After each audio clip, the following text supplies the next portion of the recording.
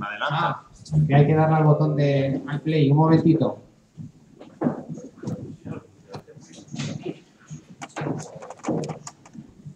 Venga, Juanjo.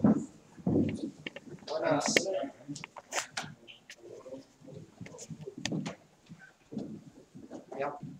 Hola, buenas tardes a todos. Arratsaldeon. Dentro del plan que tenemos de 7 meses, 7 charlas en el Radio Club Foronda de aquí de Vitoria-Gasteiz. Hoy tenemos a Salvador Domenech de la EA5 del Kayaki y viene de la sección local de Denia, de URE de Denia. Y viene a hablarnos de, por un lado, de antenas y por otro lado de propagación. O sea que nada, gracias a todos por venir y ya os dejo con él.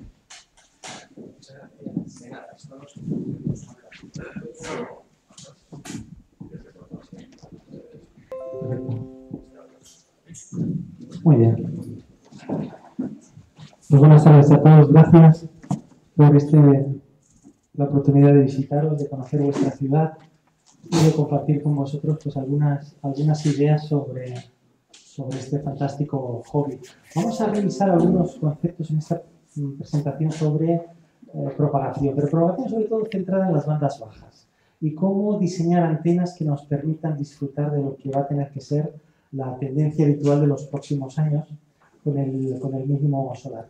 Hablaremos de propagación y de las bandas bajas, unos principios básicos para entender cómo tienen que ser las antenas de recepción y el arsenal que la tecnología pone a nuestra disposición para sacar el máximo partido a las bandas bajas. Bueno, como todos sabéis y como sufrís a diario en las bandas, estamos ya en el mínimo solar. O sea, oficialmente ya podemos decir que estamos en el mínimo de los mínimos después de haber sufrido uno de los ciclos solares más débiles de los últimos 50 años. Hemos tenido uno de los peores ciclos de propagación. Bueno, pues ahora, además de eso, volvemos a estar en un mínimo. ¿Y qué va a ocurrir en el mínimo? Pues lo que ya estáis sufriendo en las bandas. No os voy a decir nada bueno, que la propagación en las bandas altas se desploma.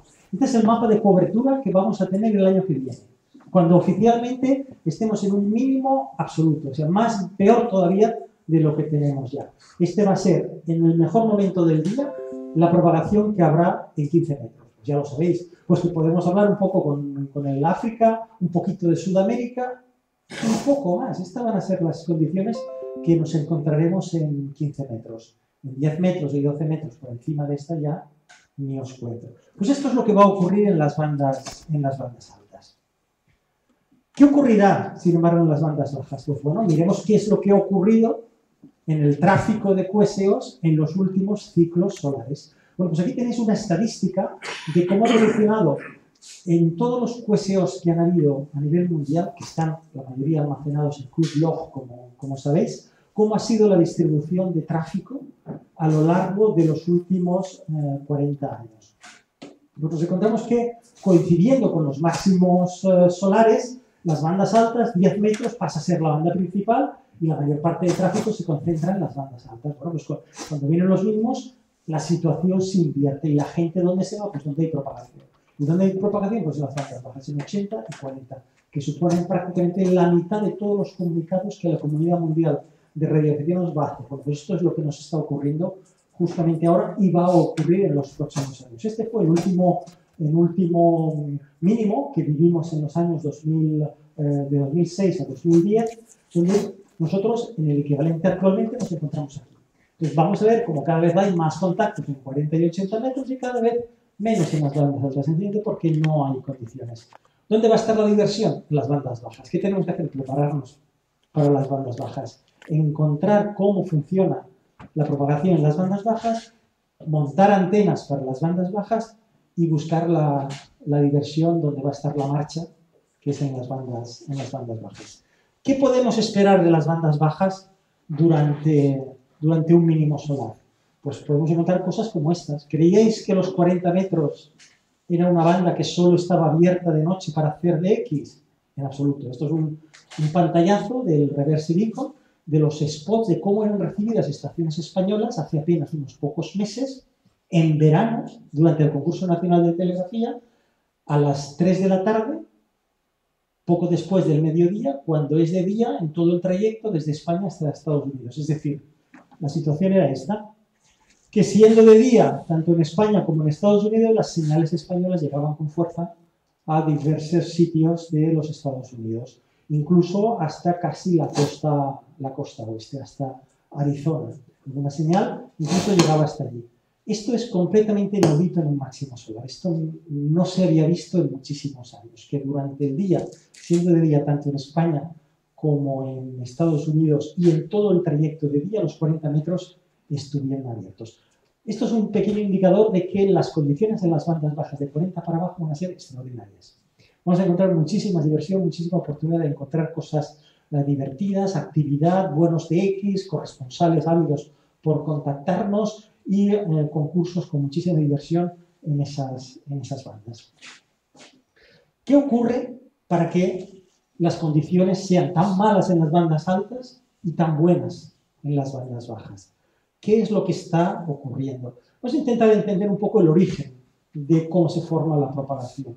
Como sabéis, el Sol emite radiaciones de todo tipo, que van desde ondas de radio de longitudes muy largas hasta radiación ionizante o incluso partículas muy energéticas, como iones, electrones o protones. Pues, desde los rayos ultravioletas hacia arriba, hacia las partículas subatómicas que lanza el Sol, contribuyen a formar lo que todos conocéis como ionosfera alrededor de la Tierra, que es la última responsable de la refracción de las ondas de radio que nosotros emitimos hacia arriba.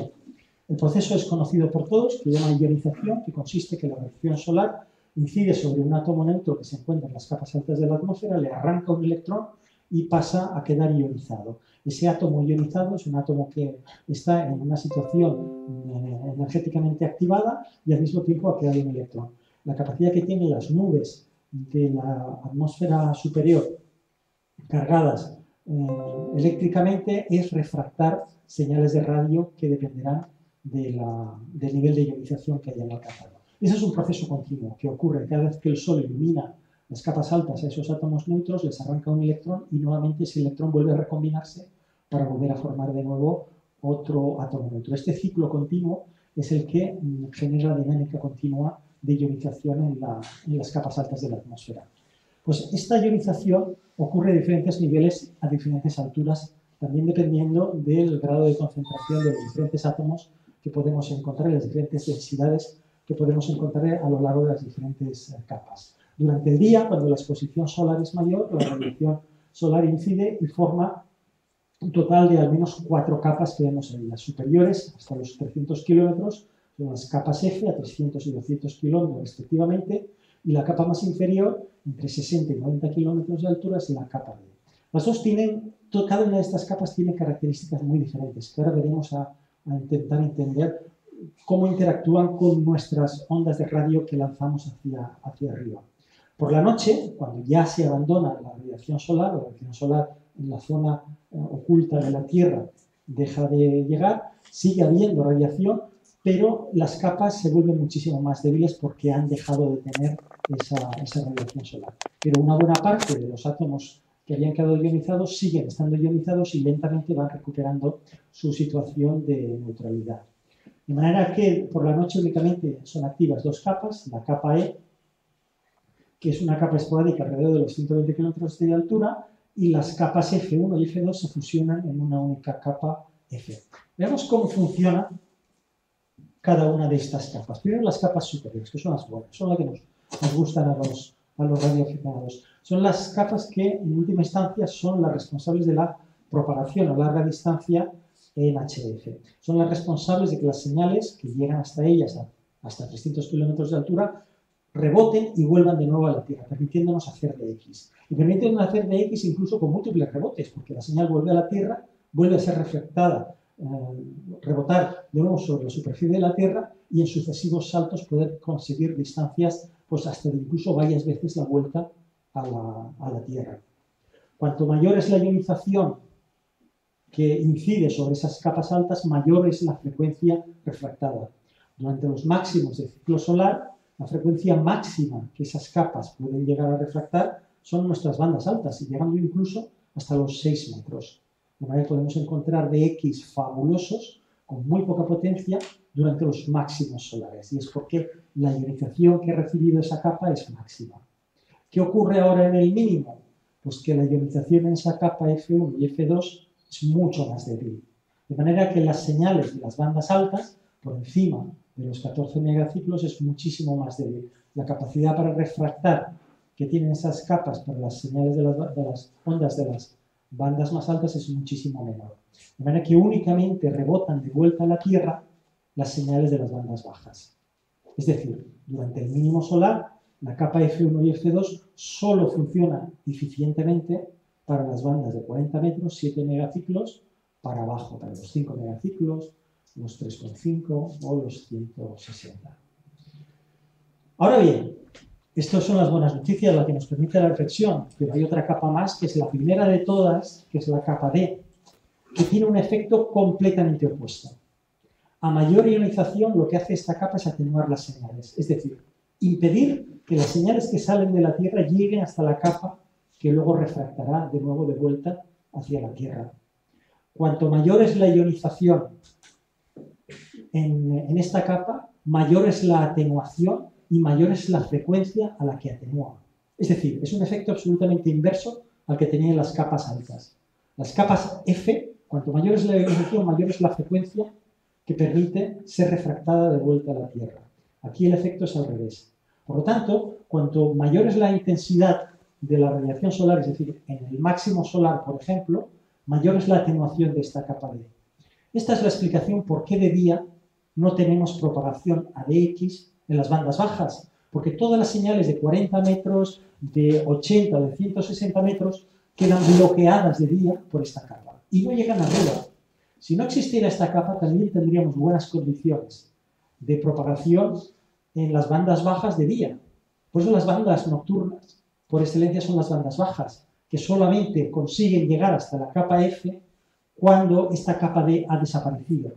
Cuando se hace de noche, estamos al otro lado de la Tierra con respecto al Sol, el Sol no forma la capa D en la ionosfera y las señales de 80 metros, 160 o 40 metros libremente pueden llegar hasta las capas refractoras y volver de nuevo a la Tierra.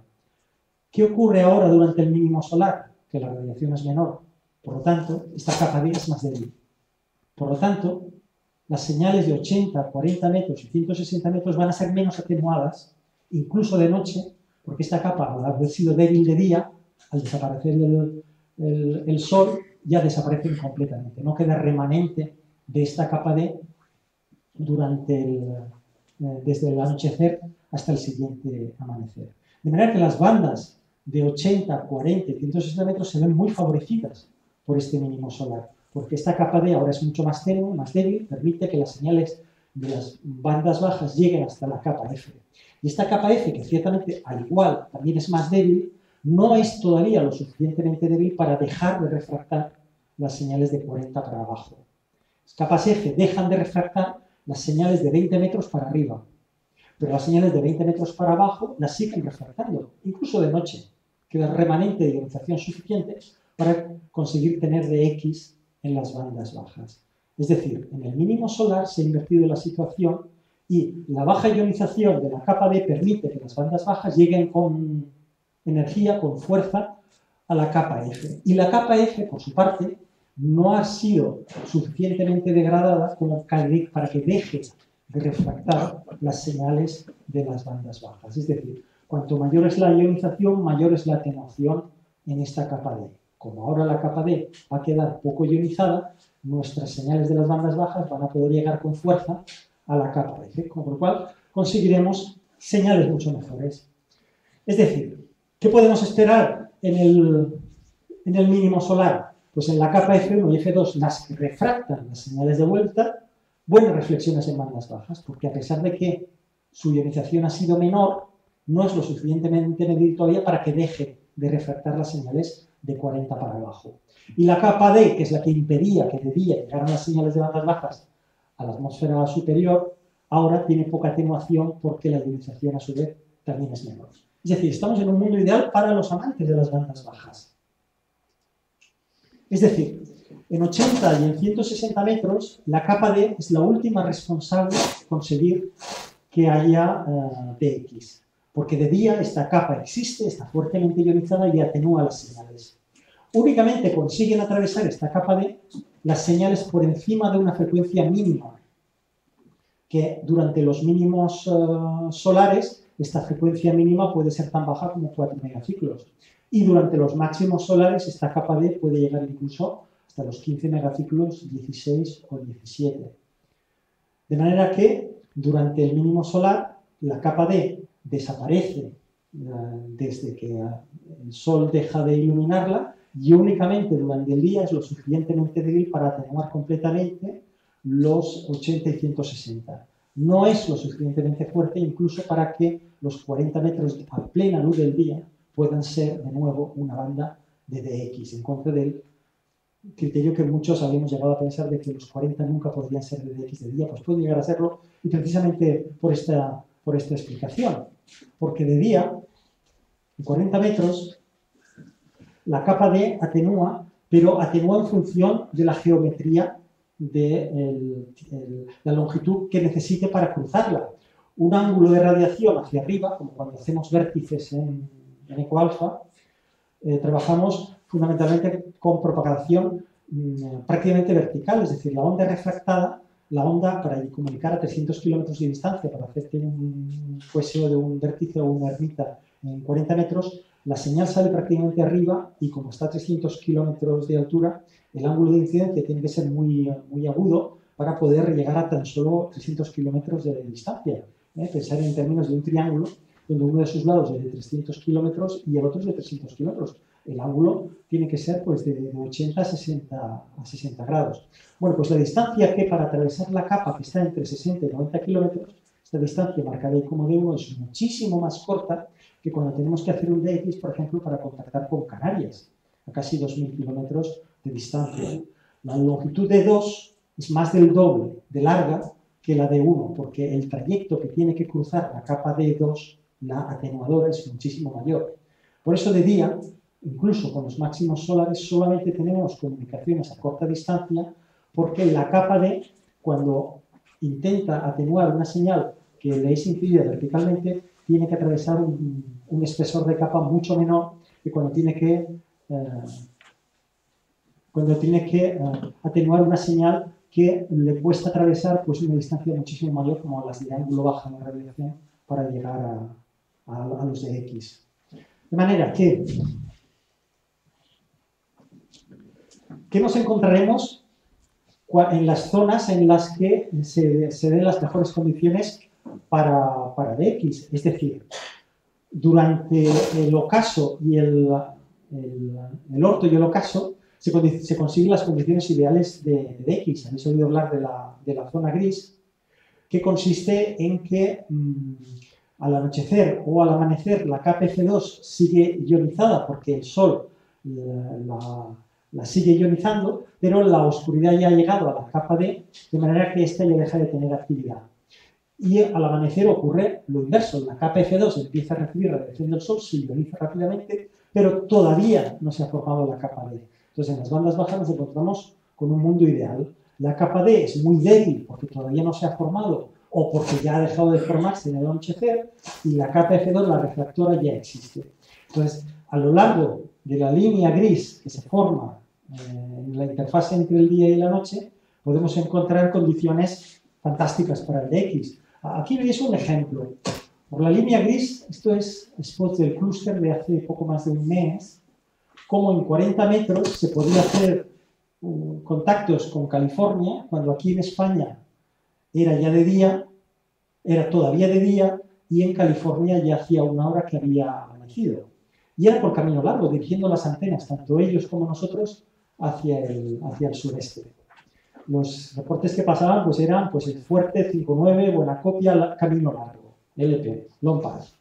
Pues esto es gracias a las características que permiten las bandas bajas la propagación por camino largo. Que por un lado, como el Sol ya deja de iluminar, porque estamos en la interfase entre el día y la noche, deja de iluminar la capa D, que es la atenuadora, ya no tenemos atenuación, pero seguimos teniendo las capas Fs, que están mucho más arriba, muy bien iluminadas y por tanto con capacidad para refractar. Excelentes condiciones para hacer DX, comunicándonos con caminos a lo largo de la línea terminator entre el día y la noche. Y esto es un camino que cambia dependiendo de cada mes, porque como el eje de la Tierra está inclinado, como sabéis, la interfaz entre el día y la noche es diferente cada mes. En verano y invierno son completamente diferentes. Esto vemos en los dos mapas la situación del mismo amanecer, es decir, el amanecer en España, en invierno y en verano. Las zonas cubiertas, la forma de la curva es completamente diferente. En verano la curva cruza África, Antártida, etc.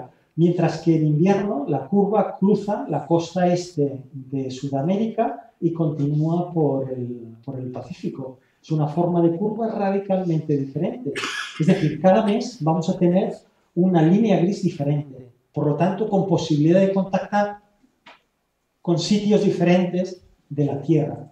Es decir, la zona aquí marcada en color rojo indica las zonas del mundo que son susceptibles de por lo menos un mes al año ser contactadas por la línea gris. Los diexistas lo que hacen es intentar estudiar cómo se comporta esa línea gris para montar sus citas con los DX que les faltan en las bandas bajas y así completar sus diplomas. Hay que tener muchísima paciencia, esperar todo un año hasta que llegue el mes adecuado, de que consigas tener las condiciones adecuadas para llegar a cualquiera de esas zonas.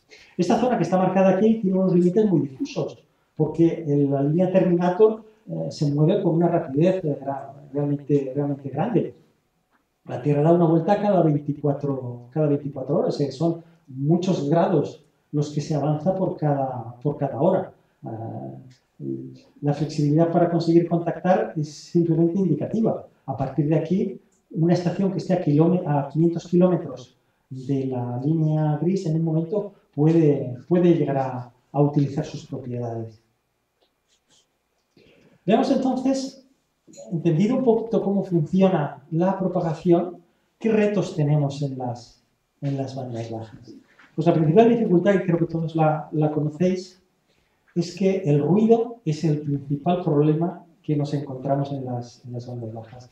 Esta gráfica es una gráfica del CCITC, de la ITU, que indica el estándar habitual de señal de ruido que tenemos en cada uno de los diferentes entornos y por frecuencias. Es decir, para cada frecuencia tenemos el nivel de señal en dBm o en unidades S que en un receptor típico encontraremos por frecuencia.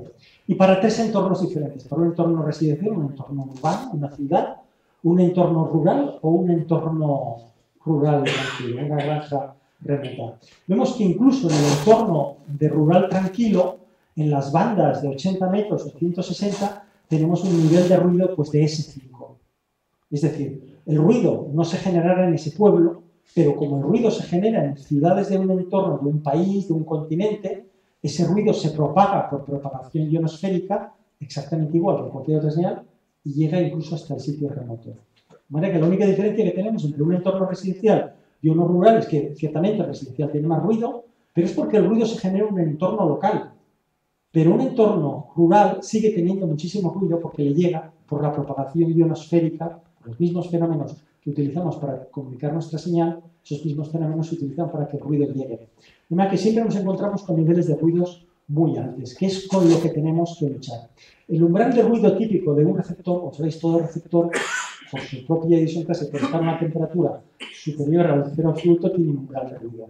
En los equipos de radioaficionado habituales en HF, un buen equipo tiene un umbral alrededor de los menos 130 dBm. De manera que cualquier señal por debajo de los 130 dBm la vamos a oír al mismo nivel que el ruido interno que genera el receptor. Esto ocurriría en las frecuencias altas, donde el factor limitante será el ruido que genera el propio receptor. Pero a medida que bajamos en frecuencia y nos tenemos en las bandas bajas, el factor limitante es el ruido que captamos conjuntamente con la señal. Y es ahí donde tenemos que luchar. No tenemos, por tanto, invertir en receptores de bajo factor de ruido, como hacen los diexistas del VHF, los amantes de los satélites, del DX en microondas, etc., que intentan buscar receptores con factor de ruido bajo, sino que lo que intentaremos buscar es la manera de captar cuanto menos ruido mejor. Veamos un ilustrativo. Cuando recibimos con una señal, esto sería el patrón de radiación, el diagrama de radiación de una antena vertical, que es como un donus. Con un donut en el cual la intensidad de señal que recibimos y transmitimos es idéntica en todas las direcciones. De manera que si recibimos una señal débil de Dx, que viene por un lado y viene por una única dirección, en el receptor esa señal se suma con el ruido que proviene de todas las direcciones. Y como la ganancia de esta antena es igual en cualquier dirección, la suma que encontraremos en los terminales de receptor de la débil señal se combinará con el ruido recibido con igual intensidad o más por todo el resto de direcciones. De manera que la señal que nos encontramos pues, va a tener una forma parecida a esta. Nos encontramos con una señal débil, marcada ahí en verde, combinada al ruido. Y pongamos un ejemplo de una señal a la que recibimos una señal débil con el mismo nivel de ruido que de señal. 0 dB de relación señal-ruido. Recibimos con la misma intensidad la señal que se ruido. ¿Qué podemos hacer? Pues el enfoque habitual que nos encontramos en las bandas superiores en VHF, de poner un amplificador de bajo factor de ruido, no va a funcionar porque vamos a amplificar al mismo nivel tanto la señal como el ruido, porque el ruido no es el ruido generado por el sistema de recepción, sino que es un ruido que proviene conjuntamente con la señal desde la propia antena. De manera que, tras amplificarla con los decibelios que pongamos del preamplificador, nos encontraremos con la misma relación señal-ruido, o incluso peor, porque todo amplificador genera también un ruido interno propio. De manera que, como en el mejor de los casos, igualaremos la relación señal-ruido o incluso la empeoraremos. Por tanto, la solución para mejorar la relación señal-ruido tiene que ser reducir el ruido. No tanto mejorar la señal débil, no nos importa la intensidad de la señal débil, lo que nos importa es que el ruido que recibamos sea menor que la señal débil. Y este es el principio básico de las antenas de recepción para obtener éxito en las bandas bajas. Ser capaces de ser directivos. Aún a costa de que la señal que captemos sea mucho más débil que la que captaríamos con la antena de transmisión que es omnidireccional. Pero no se trata de conseguir señales de recepción fuertes. De lo que se trata es de priorizar, como pone el lóbulo de radiación interior de la antena de transmisión, que solamente vamos a recibir en una dirección para priorizar esas señales débiles. Es decir, aunque recibamos más débil esa señal, estaremos recibiendo mucho más débiles todavía las señales de ruido que provienen del resto de direcciones. Vamos a priorizar solo la señal, y por tanto también el ruido, de una única dirección, aunque sea a costa de tener señales muy bajitas. De manera que la idea básica sería, a la izquierda tendríamos cómo sería la recepción de una señal de relación señal-ruido 0 dB con una vertical, donde el ruido y la señal nos llegarían con la misma intensidad. Si tenemos una antena Weber, por ejemplo, recibiremos la señal más débil, comparado con la vertical, la intensidad de la señal de recepción es más débil, pero el ruido mucho más débil. Porque como la antena es directiva, únicamente recibimos en una dirección, aunque sea con muy poca ganancia, pero muchísima menos ganancia en el resto de direcciones para eliminar ruido. Porque en el fondo de lo que se trata es de mejorar la relación señal-ruido. Lo que nos permite el contacto no es el valor absoluto de la señal, sino su valor con respecto al ruido que al mismo tiempo estamos captando por la antena. Pues este va a ser el reto de todas las antenas que vamos a revisar en la presentación. ¿Qué técnicas existen para conseguir maximizar la relación señal-ruido, aunque sea a costa de que las señales sean virriosas? Si yo consigo que la señal sea virriosa, pero el ruido muchísimo más virrioso todavía, ya me sirve, porque me permitirá extraer la información para completar el comunicado. De manera que, en modo de resumen, la clave en recepción no es la ganancia, no es obtener señales de recepción fuertes, sino obtener una buena relación señal-ruido. Es decir, priorizar la dirección desde la que viene la señal con respecto al resto de direcciones que solo me van a aportar QRM. El ruido exterior al receptor, como veíamos en esa gráfica del CCITT, es el factor limitante de nuestra capacidad de escucha. Ni lo es el receptor ni lo es la antena, sino que las señales débiles van a llegar sumadas a un ruido que lo va a tapar. Y que el ruido proviene tanto de fuentes locales como las que tenemos aquí, como también de X. Por lo tanto, cualquier beneficio que queramos obtener con nuestra señal de X lo vamos a incorporar también a las señales de ruido que provienen de esa dirección. ¿Cómo se debería entonces distinguir si una antena es buena para recepción o no? Evidentemente la ganancia no lo es, porque hemos dicho que la intensidad de la señal de recepción nos trae al pairo. Es decir, los criterios con los que escogemos una antena de transmisión, que son maximizar la ganancia, luego la radiación bajo, etcétera, aquí no aplican. A mí no me interesa tener una señal de recepción fuerte. Lo que me interesa es tener una señal de recepción más fuerte que el ruido que esa misma antena emita.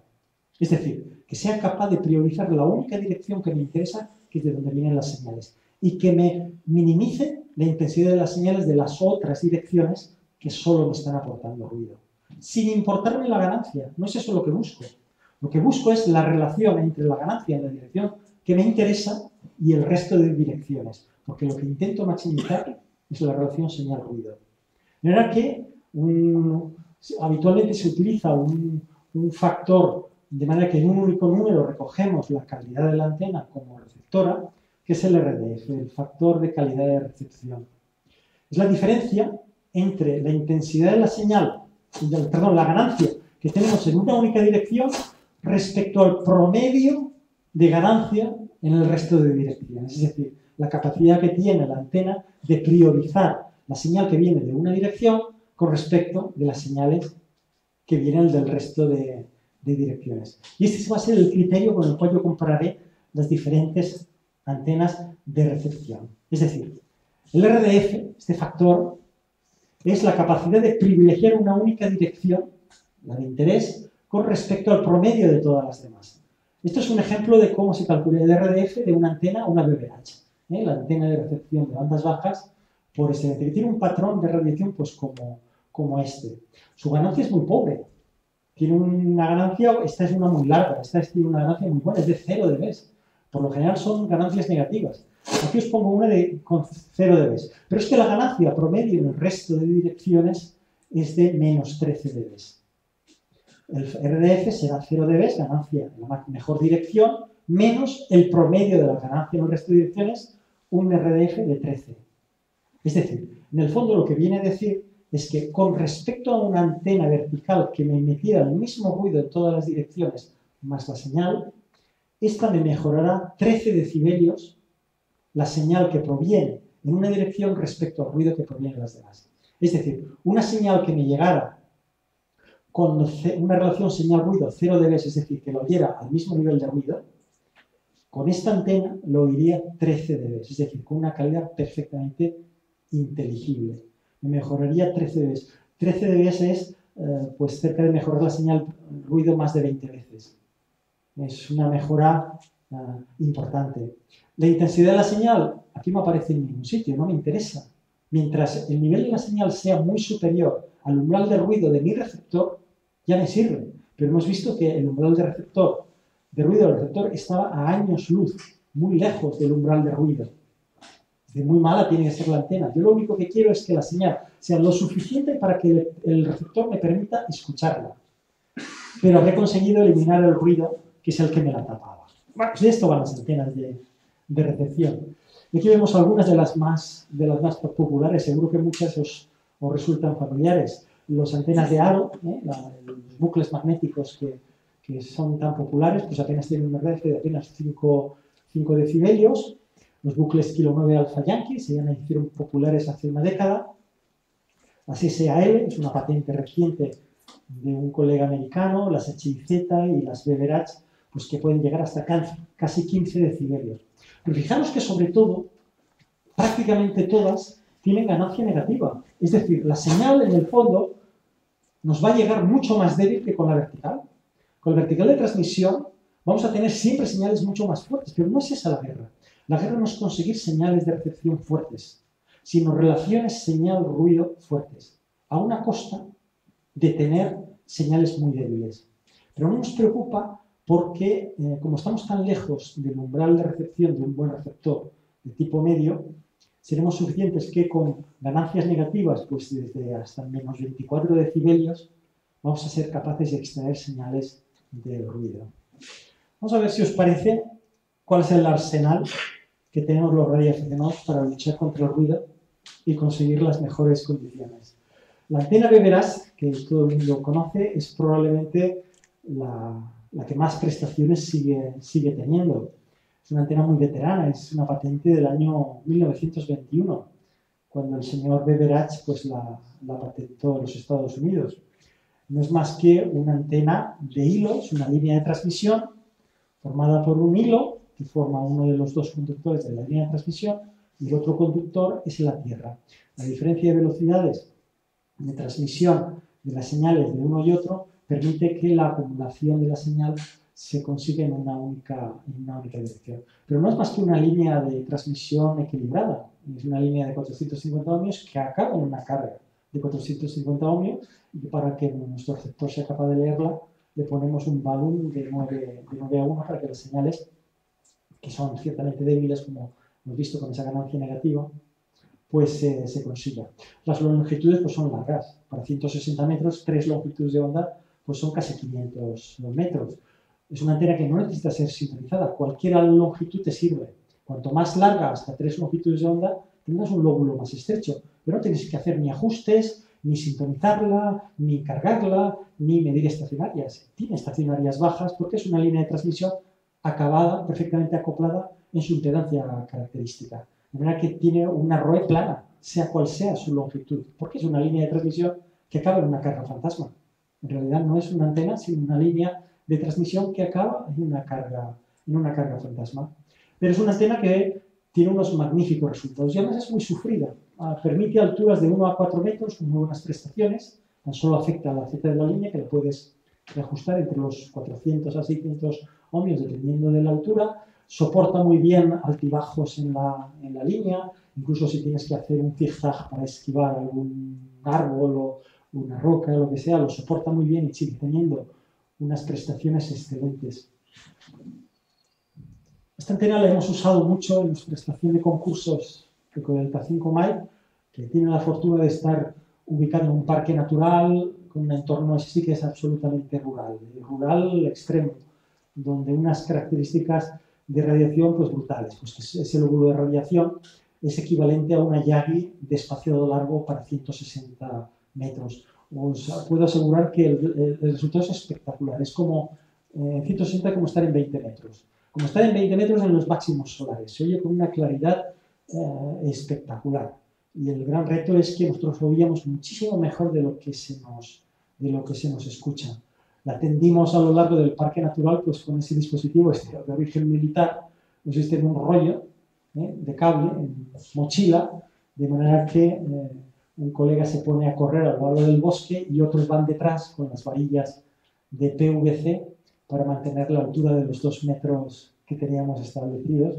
Y bueno, en apenas 20 minutos se ponen los 450 metros para tener una antena con un resultado de verdad que espectacular. Es una experiencia única, te abre el mundo a las bandas bajas y te hace descubrir las tremendas posibilidades de diversión que tienen esas bandas. El inconveniente, pues que si quieres cubrir todos los rumbos, pues no todos tenemos 200.000 metros cuadrados para poner antenas, nada menos que 20 hectáreas para cubrir todos los rumbos. De manera que, partiendo de esta ya como el estándar oro de lo que sería ideal, los radioaficionados, que lo que nos gusta es inventar y probar cosas y experimentar, pues han probado otras soluciones.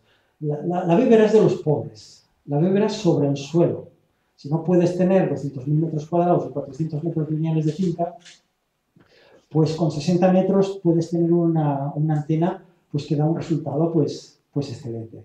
Y es exactamente lo mismo. Digamos que el lóbulo de radiación no es tan bonito, no es el de la monobanda de 6 elementos para 160, pero sí que es lo suficientemente directiva para tener un frente-espalda, oye, pues que llega hasta casi los 30 decibelios y que termina todo el ruido que viene nada menos que de una parte. Es una antena tan sencilla como tener de 60 a 75 metros de hilos tumbados sobre el suelo. Yo decía de broma que jamás había tenido una antena tan bajita. Y es que la tiras en el suelo, en línea recta, y la acabas en una resistencia de 200 ohmios, este es el esquema, 200 ohmios, ¿por qué? Porque en el fondo es una Beveridge.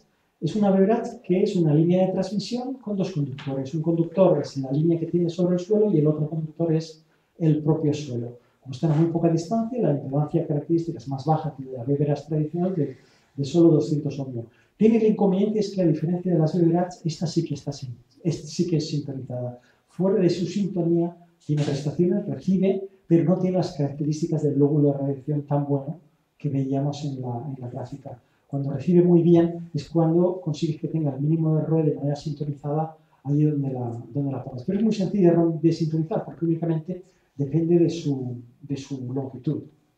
Y aquí me gustaría que escucharais cómo funcionan. Esto es una grabación de hace apenas una semana del concurso de 160 metros que fue a finales del mes pasado, el Mundial Zuko Worldwide de 160 metros, donde cómo se escuchaban estaciones del Caribe con la antena VOG, la Beveridge sobre el suelo, comparadas con una vertical. Esto que se ha oído ahora es la vertical.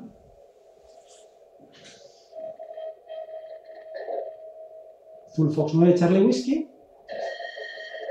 Y esto es las estaciones europeas que le llaman. Otra vez con la... Se oye muy al fondo. Y veis, cuando vuelvo otra vez a la voz, las estaciones europeas desaparecen. Ya no se oye y se oye únicamente... ¿Ves? Eso era un Oscar Hotel que llamaba al Zulu Fox 9. Cuando aparece el espectro muy alto es que estoy conmutando con la antena vertical. Y cuando la señal es muy débil es que únicamente está la antena de recepción. Al principio, volvemos a ponerlo, se oye 599009. Esa es la señal de estación del Caribe. Aquí da su indicativo, veis, se oye perfectamente. Conmuto a la vertical y se oye el pile-up de gente llamándole desde Europa. ¿Veis? Por un lado, hace que la señal de mi destino se oiga clara y cuando la quito, imposible hacer el contacto porque las estaciones de Europa se oyen muchísimo. Pero luego al volver de nuevo, las estaciones que vienen de Europa desaparecen porque me caen en el lóbulo mínimo de radiación.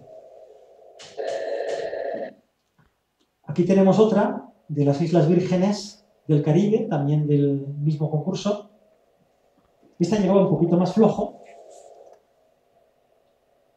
Con cascos se oía claramente, es una pena que aquí no se pueda oír también, pero básicamente la idea es la misma. Cuando pongo la vertical, ahora, imposible oírla. Cuando vuelve a la Beveridge, la señal débil, muy débil, ciertamente muy, muy débil, pero mucho más por encima del ruido que de 9 que tendríamos cuando tenemos solo la vertical. Es decir, son un ejemplo de dos contactos de DX que solo con una vertical hubiera sido imposible hacer. Porque la señal, aunque veíais que no era mala, incluso era muy fuerte, con la vertical el ruido que recibíamos de todas partes era tan grande que lo ocultaba completamente. Salva, Dime. ¿por qué Beveridge estabais ahí en ese concurso? En este, con una de 60 metros, Con esa última. es esta, la de los pobres. La Beveridge sobre el suelo.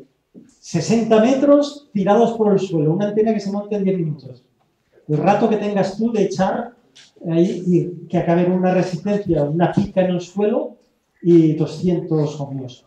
Un balón que se hace con 3 vueltas, 3, no hace falta más, en un choque y ya tienes una magnífica antena de recepción. En 2 patadas la montas y te permite hacer DX del Caribe con buenas señales, que con una antena vertical veíais que hubiera sido absolutamente imposible. Por un lado me eliminaba el ruido de Europa y luego me eliminaba también el ruido local. Y luego privilegiaba solo las direcciones.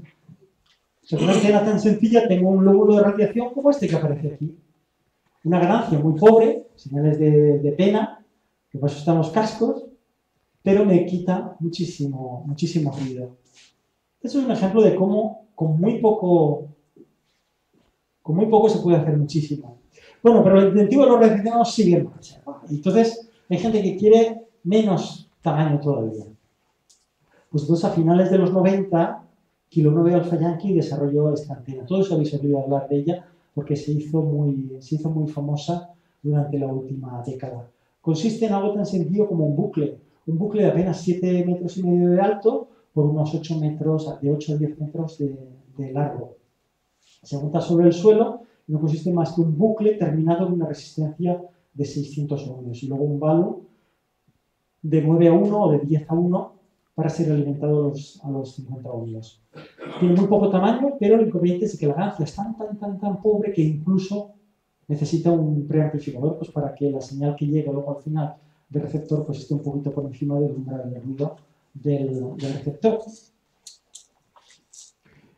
Y es una antena que más que ser directiva, lo que es directivo es el nulo que pone.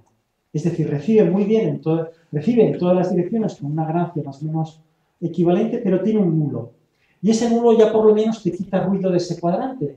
Entonces tiene un RDF, un factor de mérito que veíamos antes, de 7,5. No es que sea espectacular comparado con los 15 dB que tenía la Beverage, pero es una antena que ya ayuda mucho. No quitará ruido de los lados, ni naturalmente de los cuadrantes donde viene el DX, pero de lo que viene de atrás te lo quita muy bien. Se ha hecho muy popular porque en cualquier esquina cabe bien.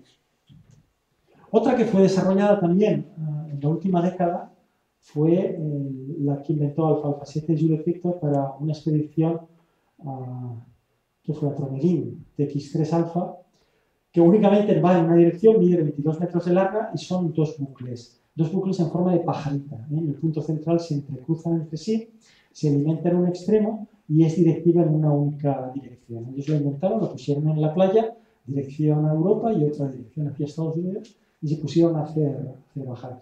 No necesita tener un buen suelo y de hecho lo están utilizando en una playa caliza con pobre conductividad. Precisa preamplificador porque las señales son muy buenas y tiene un excelente frente-espalda, como ese que se muestra aquí.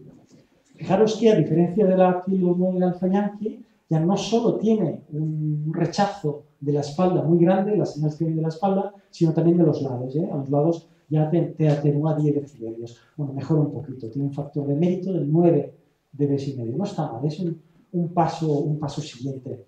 Pero hay más. Hace unos pocos años, Kilogram 9 Goldfox patentó otra antena que consiste en bucles de vértices compartidos. Es una antena que tiene un excelente frente-espalda, mejor incluso que las Beverage. Es una cosa espectacular.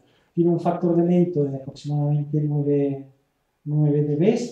Es muy fácil de ajustar, pero tiene una electrónica un poquito más complicada. Requiere un combinador, un amplificador, una línea de retardo, pero básicamente el concepto es que son dos bucles, de manera que uno de ellos se suma con la señal que llega en el otro, pero se suma con un retardo. Al sumarse con ese retardo hace que las señales que vienen desde ese otro segunda dirección sean muchísimo más atenuadas. Con una electrónica y un mando, ahora veréis cómo funciona en el siguiente vídeo, consigue tener una directividad más que apreciable, una capacidad sobre todo de rechazo frente-espalda espectacular. Vamos a ver el vídeo para que veáis cómo funciona. Es en 160, como veis. En la dirección espalda casi no se oye.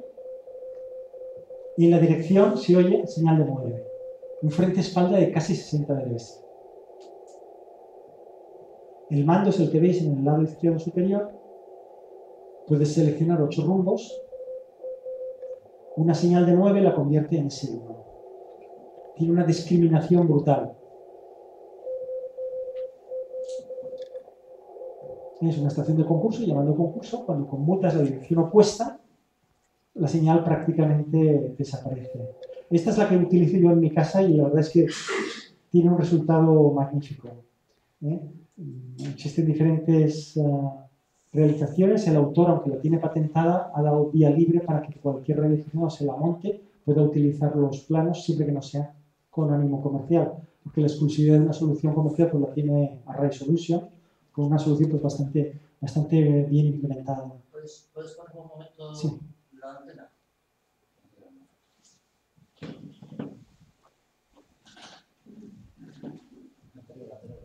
¿Cómo era el dibujo de la antena? ¿Cómo estaba? Fíjate que son 8 bucles. Os voy a dejar la presentación para que lo uséis a vuestro criterio con el resto de datos.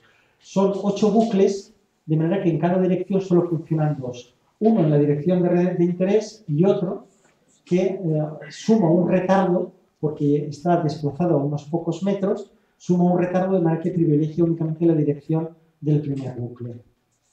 Y eso se consigue con un combinador que está justo en el eje de la antena. El esquema lo tenéis aquí y con un selector puedes seleccionar cada uno de los 8 rumbos. El resultado, la verdad, es que es espectacular. Pero claro, volvemos a lo de antes. El bucle sigue siendo muy ancho, porque es una antena muy pequeña. Es una antena que mide 10 metros por 10 metros.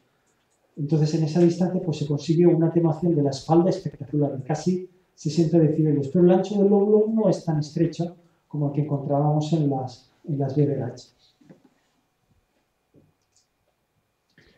Pero seguimos inventando. Y el siguiente escalón fue la Waller Flag, la banderola de Waller. Está en disposición horizontal. Esto que parece una antena Yagi de 15 metros, en realidad es una antena de recepción para 80 y 160. Consiste en 2 bucles cuadrados. Estos elementos que vemos aquí no se aprecian en la foto, pero en realidad son 2 rectángulos, uno detrás y otro delante. Estos 2 rectángulos están encima de una torre y la antena tiene un boom de 12 metros. De punta a punta de esos elementos son 12 metros. Y los elementos, cada lado de ese rectángulo, los lados largos del rectángulo, son de 8 metros y son de aluminio. Luego las puntas de los elementos están unidas entre sí formando 2 rectángulos. Tiene un factor de mérito muy bueno, excelente, de nada más que 11 veces, que ya se aproxima bastante a las buenas Beverage. Pero tiene una ganancia muy débil. El esquema es este que aparece aquí. Son 2 rectángulos alimentados por una línea de 100 ohmios y que van a un combinador. Las líneas de transmisión lo que hacen es, al llegar al combinador, sumar las señales que llegan a los 2 rectángulos con una muy pequeña diferencia de fase. De manera que las señales que vienen de una única dirección, si vienen de una única dirección, se combinan de tal manera que hay una contribución positiva. Y las que vienen del resto de direcciones vienen con una contribución negativa, sobre todo las que vienen de atrás, de manera que se restan. Entonces ambas señales, las señales que vienen de una dirección no privilegiada, se restan y la señal queda direccionada. Tiene muy baja ganancia, por lo cual precisa preamplificador, pero tiene la enorme ventaja de que la pones en una torre y la puedes girar prácticamente a cualquier rumbo. De manera que tienes un lóbulo de radiación no tan bueno como el que tendríamos con una Beverage o con una Yagi de 6 elementos, pero esto se parece bastante al lóbulo de radiación de una antena de 3 elementos. Es decir, es como tener solo para recepción una Yagi de 3 elementos para 160 metros. Tiene también otra enorme ventaja y es que la ganancia, la capacidad de ser directiva o el lóbulo de radiación no depende de la altura, a diferencia de las Yagis convencionales. Aquí hay colegas que la tienen apenas a 15 metros de altura, a 12 metros de altura o a 10 metros de altura, dándoles, pues oye, el equivalente en recepción a una Yagi full size de 3 elementos. Insisto, lo que importa aquí es la directividad, no la intensidad de la señal, que es debilísima, pero lo que importa es la fórmula del lóbulo, el quitarme el ruido del resto. Esta antena se ha hecho bastante popular en gente pues, que tiene no la capacidad de tener torre, pero no tiene el espacio para una Beverage en su QTH. Hay varias empresas comerciales que venden esta solución ya en kit, como si fuera una antena normal y corriente. Y ahora lo que se ha puesto más de moda, donde es en mi opinión el futuro, donde van a venir las tendencias principales en construcción de antenas, las verticales cortas. Esta es una tecnología que está derivada pues, de los arrays de sistemas de radar de onda corta militares, pues yo creo que mejorados y avanzados para los radioaficionados. Mejores y avanzados fundamentalmente porque tenemos pocos recursos, pocos medios y no tenemos las capacidades militares. Bueno, pues conseguimos magníficos resultados con estas antenas. Consiste en utilizar antenas muy cortas, de apenas 7 metros de altura, sin plano de tierra y no sintonizadas, por tanto, no medimos ni la ROE, ni que sean resonantes en una banda, etc. Queremos simplemente un tramo de hierro de metal vertical que sea capaz de recibir antenas con señales con polarización vertical. Y las disponemos entre sí a una distancia, normalmente pues a un cuarto de onda de 80 metros. A 18 metros de separación entre sí ponemos 3. Bueno, pues jugando con las fases de esas 3 antenas y un combinador, podemos conseguir patrones de recepción como el que aparece aquí, que se parece mucho al de una Yagi de tres elementos. Ganancias muy débiles, la señal que viene aquí es muy débil, pero con una directividad excelente. Y se consiguen factores de mérito pues de 12 dB, que eso ya son beberas largas. Es decir, en 36 metros hemos conseguido las prestaciones que tiene una beberas de 300 metros o más. Cada una de estas verticales de 7 metros, tan cortitas, tiene en su base un preamplificador. Y todos los preamplificadores de cada una de las verticales tienen que ser absolutamente equilibrados porque esas señales luego se van a sumar entre sí para conseguir el patrón de radiación que queremos. Esta antena, naturalmente, como las verticales están fijas, es unidireccional, como la Beverage. Si la tienes plantada en esta dirección, únicamente tienes esta dirección. ¿Qué hacemos? Pues configurar diferentes arrays. Si ponemos 5, comparten la antena central, la vertical central, de manera que con un conmutador y un combinador podemos seleccionar 4 rumbos. Tenemos, por tanto, la posibilidad de escoger entre cada uno de estos lóbulos de radiación y únicamente perderemos unos pocos dBs, 5 decibelios, pues en los 45 grados. ¿Qué hace la gente? Pues si eres muy sibarita y quieres cubrirlo todo, pones 9. Una central común y luego 8 para cubrir cada uno de los rumbos, de manera que el solape de los lóbulos de radiación de todas las antenas te permite tener prácticamente una excelente directividad en todos los rumbos. Y esto lo hemos conseguido con un círculo de antenas verticales de tan solo 36 metros, con antenas verticales que pueden ser cañas de pescar, pueden ser de aluminio.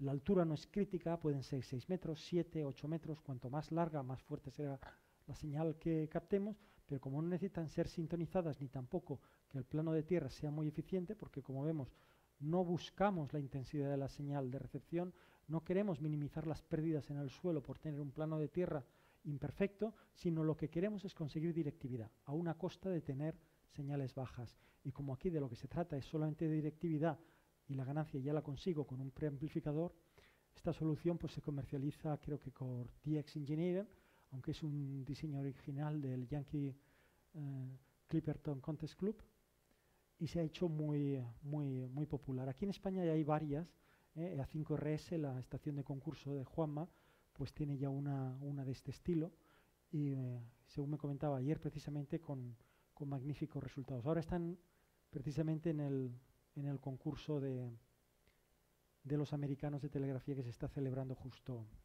ahora. Ya me pasarán algún vídeo y os lo compartiré.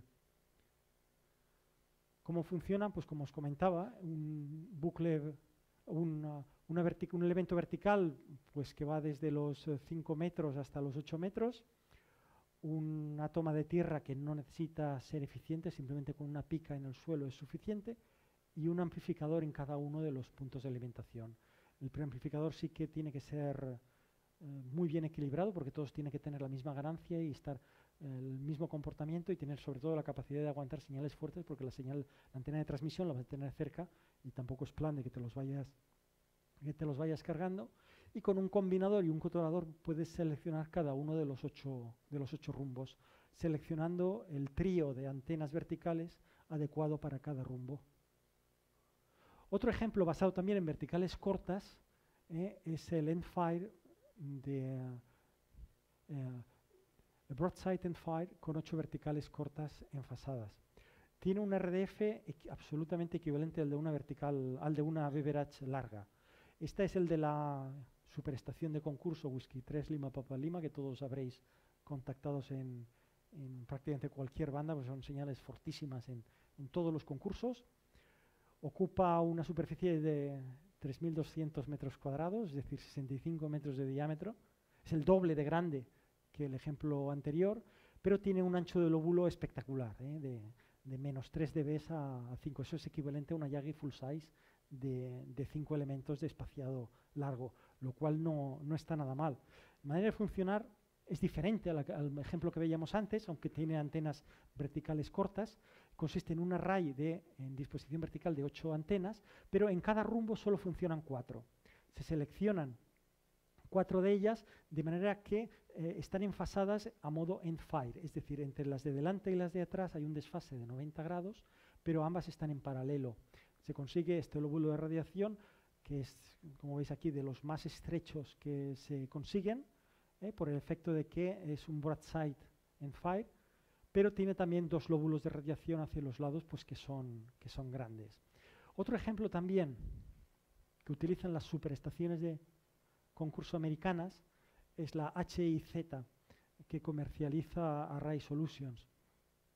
Sobre un diámetro también de 60 metros, es decir, parecido al del anterior, con el mismo tipo de antenas verticales, conectadas al suelo, 7 metros de altura, no sintonizadas, sin plano de tierra, pues con un muy ingenioso, en mi opinión, sistema de juego de las fases de cada antena, se consigue este lóbulo de radiación que es espectacular. Fijaros los lóbulos laterales como prácticamente han desaparecido, es decir, se consiguen rechazos de más de 25 decibelios en los lóbulos laterales. Esto ya incluso en antenas de VHF es difícil de conseguir. Pues tenemos un lóbulo un poquito más ancho, 56 grados, un poquito más ancho que el anterior, pero unos lóbulos laterales prácticamente inexistentes y unos lóbulos traseros, bueno, pues espectaculares. Es una antena que dicen que tiene un rendimiento espectacular. Y lo que parece más ingenioso es que cuando funcionan, están funcionando todas las 8 antenas a la vez. Se consiguen agrupándolas en 3 grupos de 3 antenas que funcionen con diferentes fases. Una primera fase, la de 0 grados, la que se alimenta a 0 grados, sería la central. Las 3 en verde están todas a la misma fase. Luego ponemos un triángulo con una fase retardada 106 grados y otra fase opuesta, adelantada, 106 grados, exactamente 106 grados, de manera que la combinación de esas hace que hacia adelante se consiga un lóbulo de radiación como el que veíamos. La complejidad, como veis, de la instalación no lo es tal, porque son antenas verticales de una altura que no es crítica, no hay plano de tierra, únicamente que necesitamos tener cuidado en un combinador que sea capaz de combinarnos, de seleccionarnos las fases de cada grupo de antenas de una manera adecuada, pero esto ya está comercializada y de todas maneras conseguir desfasadores de menos 106 grados, pues es un simple circuito LC y se conmuta con relés.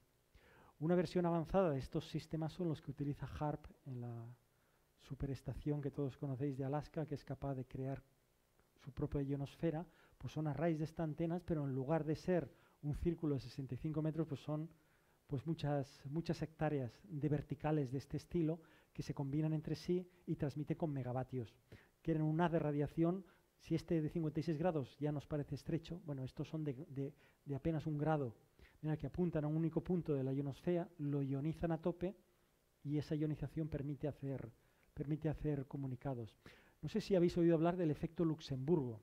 El efecto Luxemburgo es un fenómeno que se identificó en los años 30 del siglo pasado, que consiste en que una señal de una emisora de onda corta de broadcasting podía quedar modulada por las radiaciones del Radio Luxemburgo. Radio Luxemburgo emitía con tal potencia que creaba perturbaciones en la ionosfera que modulaban la refracción de las señales de otras broadcasting, aunque estuvieran en otra frecuencia.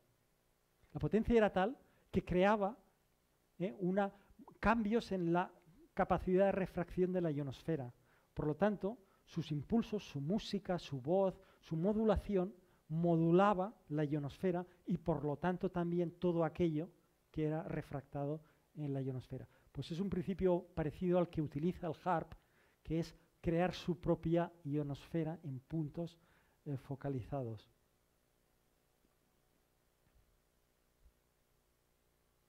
Conclusiones. A lo mejor ha abrumado un poco todo el arsenal de antenas de recepción porque es tan amplio como tenemos, pero me gustaría que nos quedaran claros por lo menos 2 conceptos. Primero, que nos esperan unos años apasionantes. Eso de que no hay propagación no es cierto, quitároslo de la cabeza. Hay mucha diversión ahí fuera en las bandas bajas. Los próximos 4 años de mínimo solar va a haber unas movidas impresionantes en las bandas bajas. Nos vamos a divertir un montonazo. Ya visteis el ejemplo este de que por camino largo, antes de que se haga de noche, ya se puede hablar con California, pero por el camino largo. En lugar de los 10.000 kilómetros hasta California, no, 30.000, el triple, por camino largo. Y eso en 40 metros. De que podemos contactar con Estados Unidos de día en 40 metros. De que vamos a poder hacer DX con FT8, con pocos vatios y hacer antípodas en 80 y 160. Los 160 ya no son la banda de los telegrafistas. Ahora es una banda que está abierta a cualquiera porque con FT8 vamos a poder hacer DX magníficos. Lo único es que son bandas un poquito más técnicas, pero que dan muchísimas satisfacciones.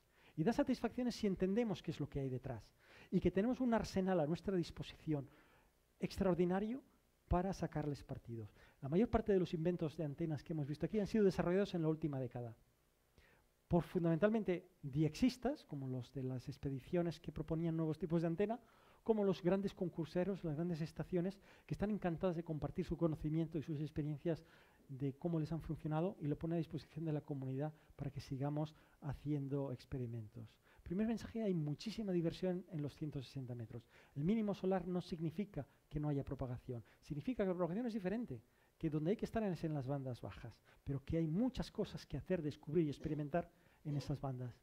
El segundo mensaje es el que intentábamos entender de cómo funciona la recepción en las bandas bajas. Lo importante en recepción no es la ganancia de la señal, no es obtener señales de recepción fuertes, no es aumentar la intensidad de la señal de recepción, sino conseguir directividad, porque lo que buscamos es mejorar la relación calidad-ruido, señal-ruido. Lo que buscamos es que la señal sea, me importa lo baja que sea, mientras el ruido sea más bajo todavía. Pues intentaremos buscar antenas que sobre todo me den directividad, que me quiten ruido. Y sobre todo, es otro mensaje que quería transmitiros en esta presentación, que el arsenal que tenemos a nuestra disposición es impresionante. Es decir, en todo un ciclo solar va a ser complicado que seamos capaces, en todo un mínimo solar, de probar todas las alternativas con sus variantes, modificaciones, pruebas, etcétera, que la comunidad de radioaficionados tenemos a nuestra disposición. Y que fundamentalmente el área la que está de moda, donde están los grandes avances, van a ser en los arrays de verticales. Y por último, el gran mensaje es que hay mucho para experimentar. Nuestro hobby es un hobby técnico, es un hobby de descubrimiento, es un hobby de investigación. Tenemos ahora una oportunidad extraordinaria de experimentar en un campo que es virgen para obtener excelentes resultados. Un área en el que mucha gente está investigando y creo que van a ser resultados muy prometedores utilizar los arrays verticales, pero en lugar de con enfasadores analógicos como los que se proponen aquí, utilizar procesado digital de señales individualizado en cada una de las verticales para que con la combinación adecuada de cada uno de ellos seamos capaces no solamente de eliminar el ruido, sino eliminar el ruido de solo un sitio, de poder crear haces de recepción a medida, en función de lo que queramos, de que no solamente maximicemos la señal de recepción de una dirección, sino la minimicemos al mismo tiempo del rumbo donde está el italiano de concurso metiéndonos el ruido que queremos eliminar. Pues el campo de experimentación es tan extraordinariamente amplio que en mi opinión nos queda muchísima diversión. Y yo creo que eso es fundamentalmente porque el que sigo pensando que nuestro hobby es el mejor hobby del mundo. Pues muchas gracias.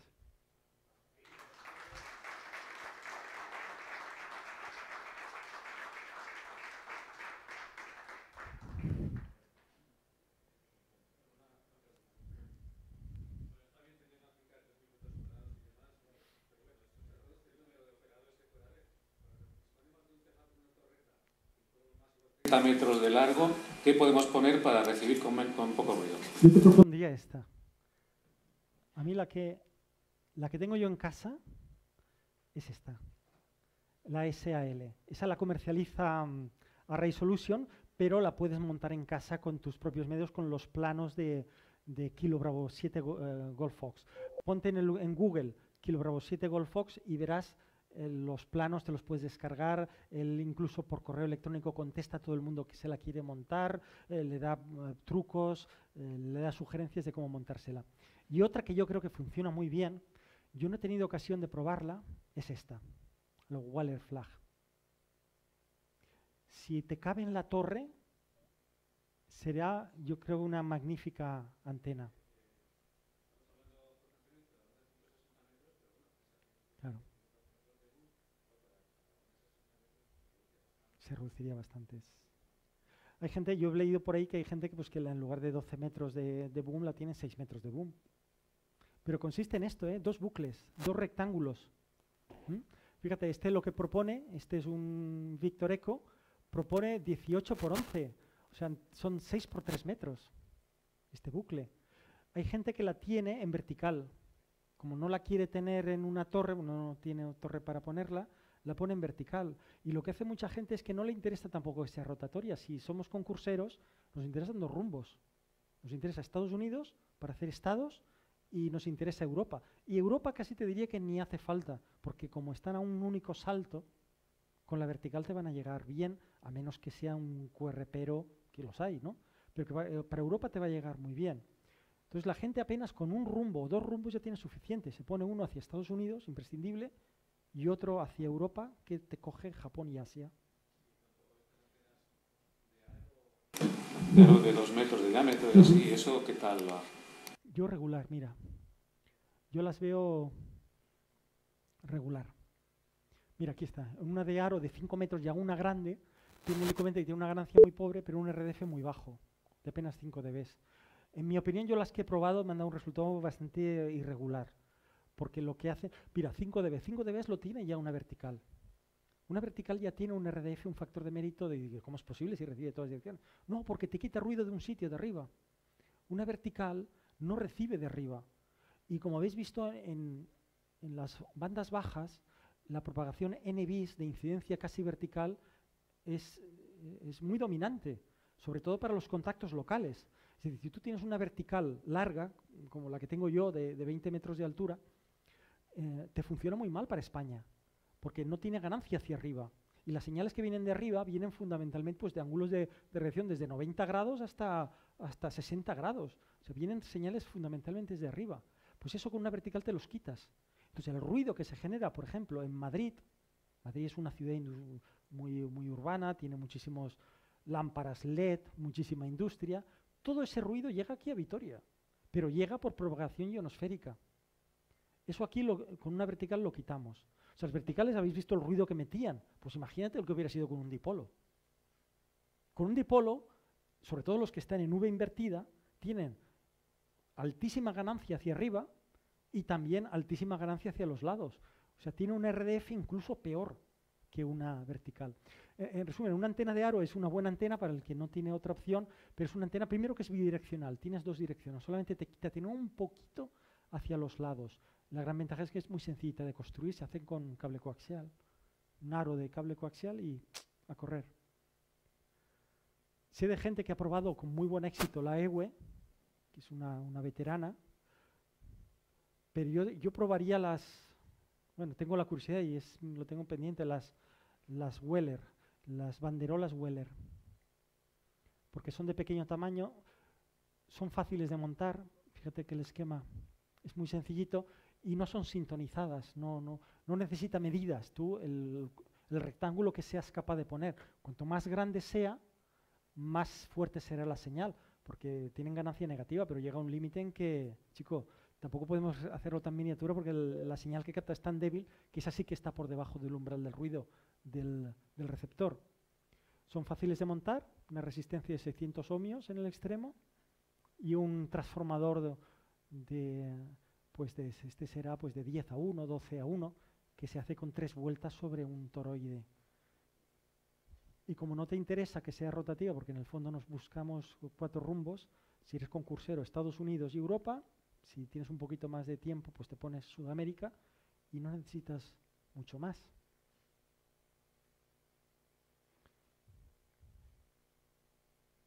En Europa tenemos la ventaja de que cuando apuntamos hacia Estados Unidos, Europa nos pilla a 90 grados. Entonces las antenas que tienen un mínimo en los 90 grados de la recepción ya te quitan el ruido del QRM de los yugoslavos, italianos, toda esta gente que les gusta salir desparramando para hacerse sitio.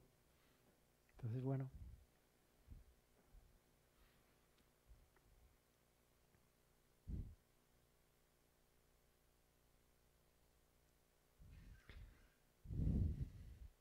Dime, Isma. ¿Qué explicación tiene por qué puede ser cuando hay propagación aceptable y estás en 10 metros y hay una buena propagación, bajas a 20 metros y la propagación no es como...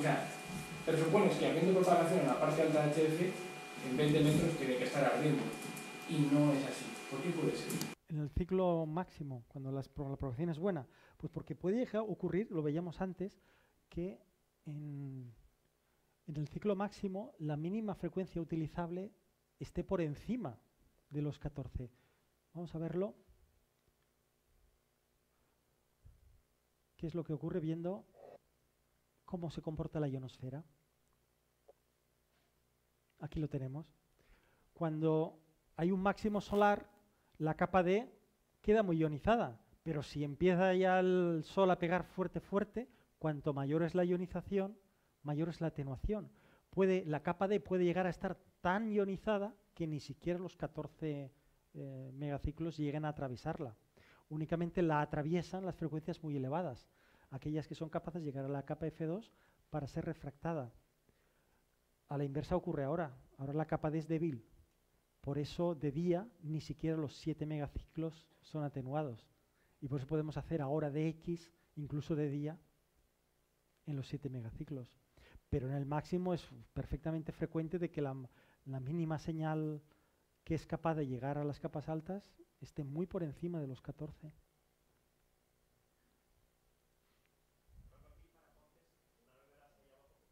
Yo creo que sí.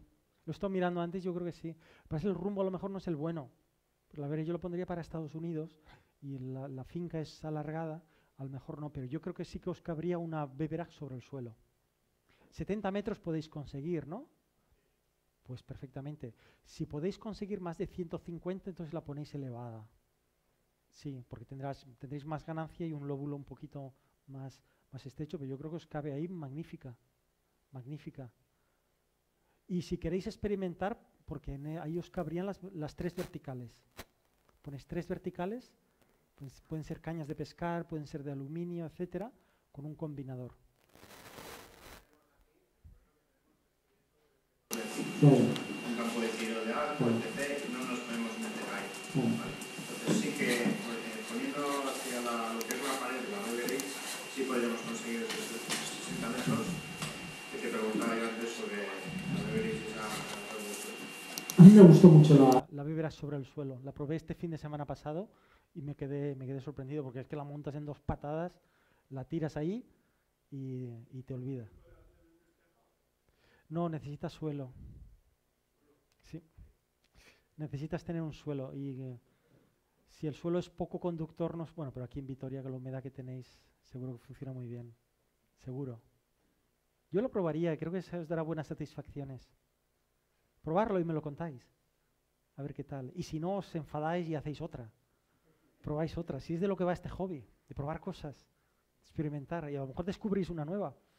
Y la siguiente presentación ponemos la EA2 RCF.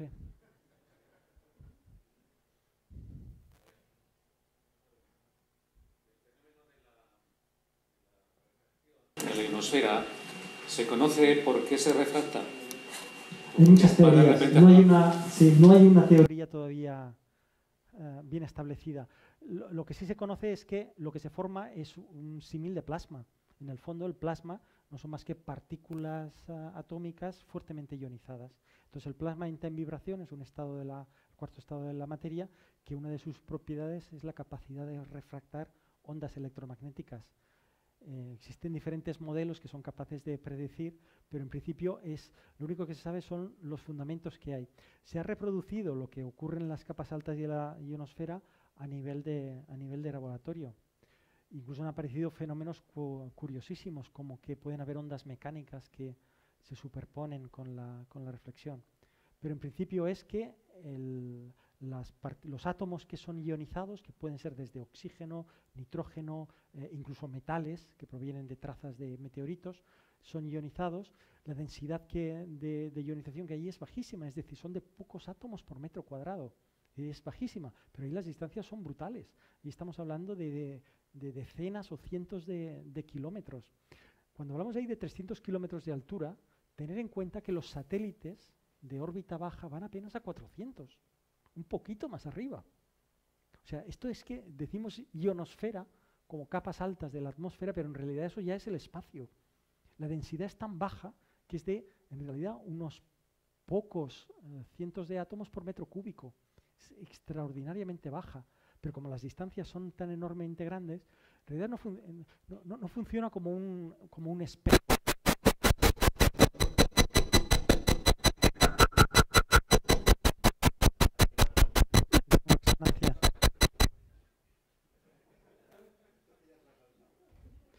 Lo que te comentaba, no funciona como un espejo. En realidad la onda no rebota, la onda se refracta. Es decir, llega y en los primeros 10 kilómetros cambia un ángulo 1 grado. En los siguientes 10 kilómetros cambia otro grado. Y al final el cambio es tan grande, porque el cambio de densidad es tan grande, que acaba volviendo a la Tierra. Pero no porque rebote en un único punto. En realidad es refractada sobre toda una zona muy grande. De manera que la señal no es que rebote, sino que no es propio decir rebote, no es propio decir reflexión, lo propio es decir refracción. Es una onda que queda refractada. A medida que aumenta la ionización, el índice de refracción de esa capa de la ionosfera es diferente.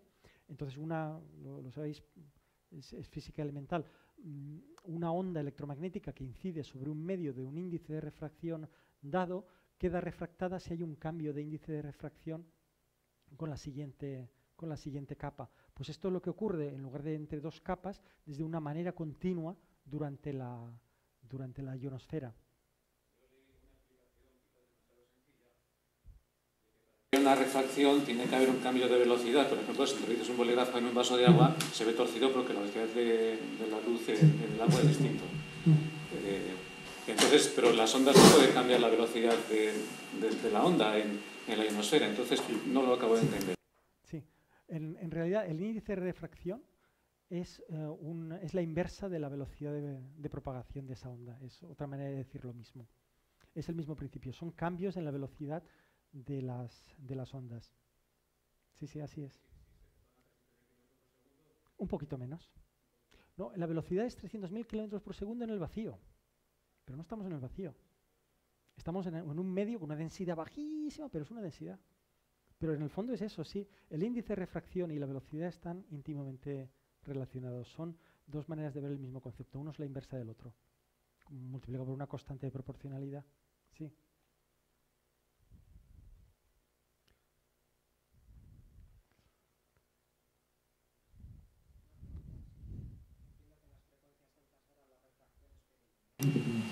¿Eso puede favorecer los contactos para Luna, por ejemplo? Sí, ya lo creo. Ahora las condiciones para estaciones de rebote lunar en 6 metros son mucho mejores que en el máximo solar, ya lo creo. Sí. O incluso si sois aficionados a la astronomía, para recibir señales en 15 metros, en 21 megaciclos, producidas por Júpiter. Júpiter, en interacción con uno de sus satélites, genera radiaciones pulsantes muy fuertes en 21 megaciclos y se reciben en una estación pues como la nuestra, o con un ancho de banda pequeñito. Puedes apuntar la antena directiva cuando ves sobre el horizonte del planeta Júpiter y escucharás las señales de Júpiter. Exacto. De que esas señales que provienen del espacio exterior provenientes de Júpiter atraviesan muy bien la ionosfera. Porque esa capa ya no existe. Cuando esa capa existe, igual que refractan las que vienen de la Tierra hacia el exterior, las que vienen del exterior hacia la Tierra, tampoco consiguen atravesarla. De noche siempre, ¿no? De noche. Porque es más débil. Pero publiqué un artículo respecto a esto de Júpiter en el revista CQ hace unos años, en el anterior mínimo, y también era posible recibirlas incluso de día. De donde viene apuntando la antena hacia Júpiter. Pero de noche mucho mejor, porque la capa D no existe. Ni tampoco las capas F quedan más debilitadas. Pero lo que nos está cambiando un poco todo este concepto de una banda abierta a una banda cerrada es el FT8. Con el FT8 el concepto de banda cerrada ha cambiado. Es decir, que tú ahora le das al dial y no oyes nada, significa que no hay ahí marcha. Con FT8 ahora, si ponéis el clúster, tenéis el móvil, lo podéis ver, veremos que en 12 metros o en 15 metros, que puede parecer la banda cerrada, hay spots de FT8. Y la gente hace cantidad de cosas en FT8 cuando la banda debería estar cerrada. Bueno. Tú eres de los míos. Efectivamente. Pues mira, venían, lo comentábamos en la comida, en el Club Log venía una estadística de todo el tráfico que ha habido a lo largo del año, mes a mes, por modo. Pues resulta que el modo que más QSEOs ha hecho el último mes, el mes de diciembre, ha sido FT8. Más que la telegrafía, más que la fonía, más que el RTTI, la peña a lo que se ha dedicado es a la FT8. Igual. Modo hermano y tampoco había despertado esa revolución, ¿no? Pero era un poco más coñazo porque era un minuto. Es que, joder, me hice el otro día a los expedicionarios de Bouvet, que joder, vaya faena, en el barco y les programé el indicativo y me fui del cuarto de la radio. A los 10 minutos volví y ya tenía el QSO hecho. Y en el log, y guardado en el log. ¿Es eso la radio? Bueno. Que opere el ordenador y tú haz montar antenas. Oye, pero a la gente le gusta. Yo todo lo que sea experimentar, probar cosas, innovar, todo eso es radio, eso es magnífico.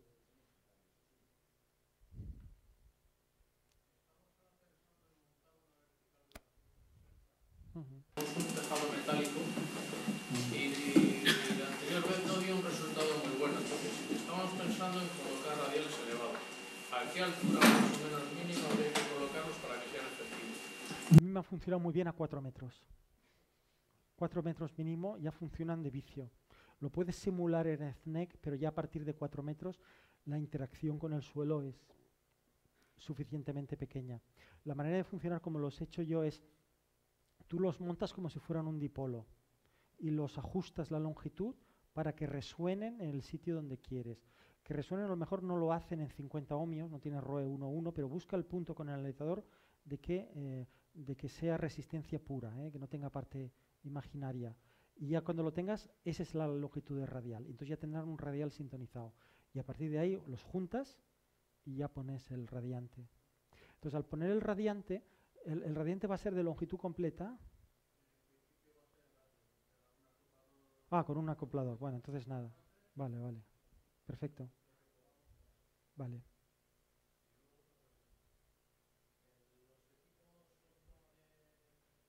RX dedicada, ¿esos ya vienen con el transformador para...? No, suelen venir con 50 ohmios también. Sí, pero prácticamente todos los equipos tienen una segunda toma para recepción, de manera que tú te olvidas de la conmutación. Tú pulsas el micro, antena de transmisión, sueltas el micro, se pone a recibir con la otra. No. Pero es muy sencillo hacer, hacer un 9:1, lo único, la relación es el cuadrado, la relación es igual al cuadrado de la diferencia de la relación de espiras. Como son 160 metros, un toroide habitual de esos con 3 espiras en el primario te sirve. Y si lo quieres hacer, por ejemplo, de 4:1, pones el doble de espiras en el otro. O sea, 6 espiras, o mejor, 2 espiras en un lado, 4 espiras en el otro, ya está.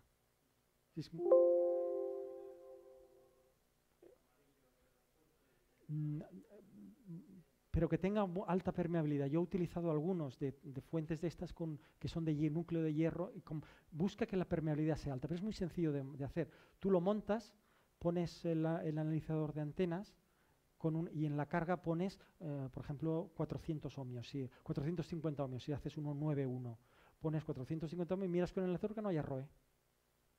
Con el analizador de antenas miras que no haya ROE, que sean 50 ohmios y ajustas las espiras. Quitas una espira, pones una espira. En 15 minutos haces uno. Muy sencillito.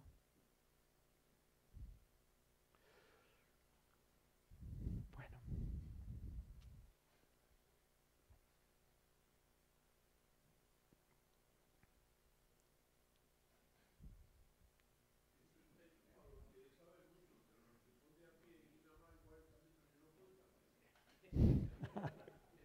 Muchas cosas. Si lo que te gusta es hacer vértices, ermitas, más sencillo, una antena lo más bajita posible. Para hablar con España, un dipolo bajito. Mejor. Lo más horizontal posible. Porque lo que quieres es radiar hacia arriba. Para hablar con España hay que apuntar para arriba. A cualquier sitio de España. No. Para hablar con España, lo mejor es un dipolo lo más bajito posible.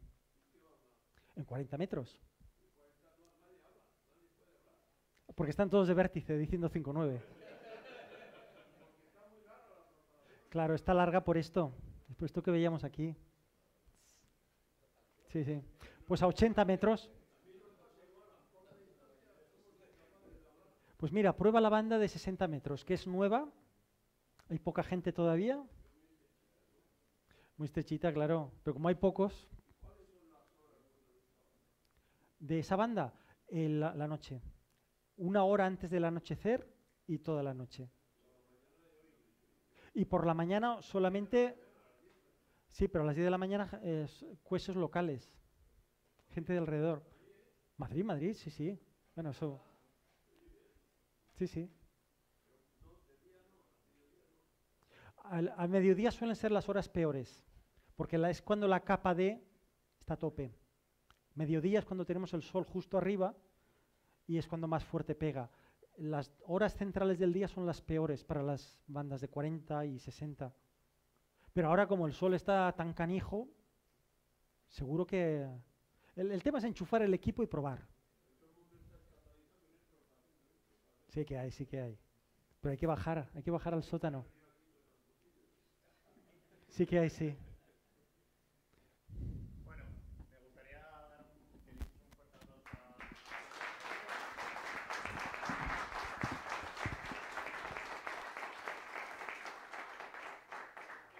El hombre ha venido de Madrid, que al final son horas, se van a quedar aquí a dormir. O sea que es un esfuerzo también para él importante. Es de agradecer también para el Radio Club, que para nosotros es importante que venga gente y que dé charlas